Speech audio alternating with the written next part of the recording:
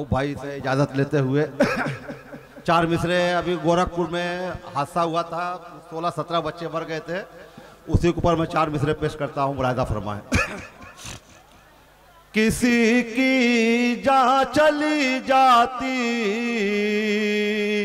कोई बदनाम हो जाता,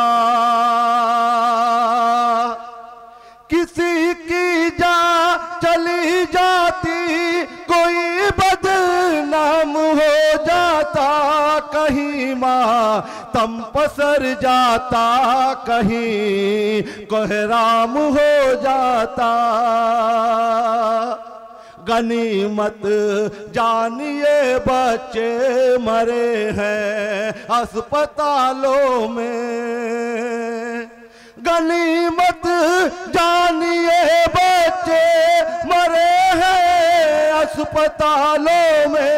अगर गाय मरी होती तो कत्ले आम हो जाता, अगर गाय मरी होती तो कत्ले आम हो जाता।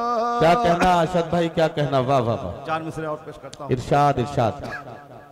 तीरगी छाने लगी गायब उजाला हो गया, तीरगी छाने लगी गायब उजाला हो गया, तीरगी छाने लगी गायब उजाला हो गया।